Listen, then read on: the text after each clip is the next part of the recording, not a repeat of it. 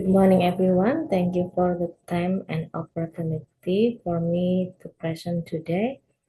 My preliminary research is decolonizing urban planning, reclaiming solidarity, self-determination, and cooperation in post-colonial cities.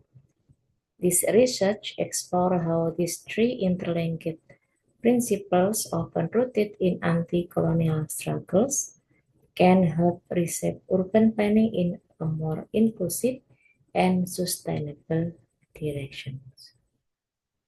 Urban planning across many formerly colonized countries has long been influenced by Eurocentric models.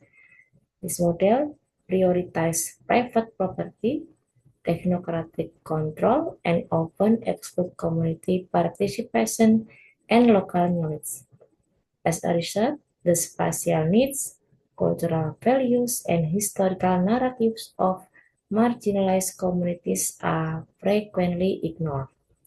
This paper proposes that principles like solidarity, self-determination, and cooperation, originally mobilized during anti-colonial resistance, can now offer an ethical and practical foundation for more just urban futures. The central research question I address is how can the principle of solidarity, self-determination, and cooperation challenge dominant urban paradigms and contribute to equitable development? The objective is to explore how these principles have been applied or theorized within urban planning discourses, and to understand their potential for advancing spatial justice, particularly in post-colonial settings.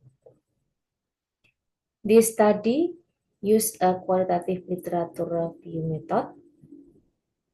I examined academic texts, case studies, and policy papers related to urban planning, decolonial theory, indigenous practices, and participatory design.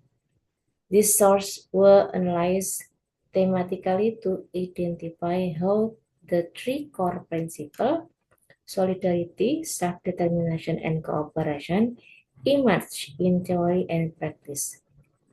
This approach allowed me to trace both patterns and tensions across diverse geographies and disciplines. The finding can be grouped into three core insights. First, solidarity fosters community-driven planning and collective problem-solving, especially in areas underserved by formal infrastructure. Second, self-determination manifests through cultural reclamation, where indigenous groups reinterpret and reshape space based on local knowledge.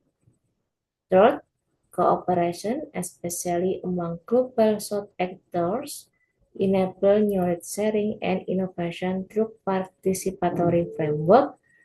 However, challenges persist, especially institutional resistance, elite dominance, and the risk of tokenistic engagement without real power redistribution.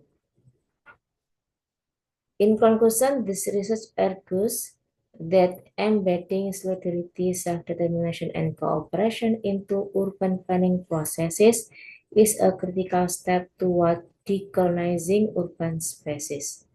This principle offers not only ethical grounding, but also practical strategies to build urban systems and are more resilient, equitable, and cultural grounded.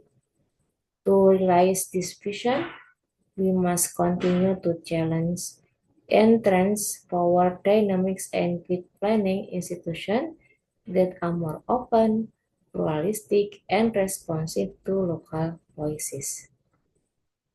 To summarize, the key themes on this presentation are urban planning, post-colonial cities, solidarity, self-determination, and participatory development.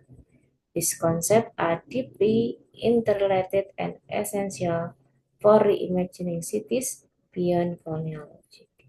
Thank you. I would like to hear your feedback.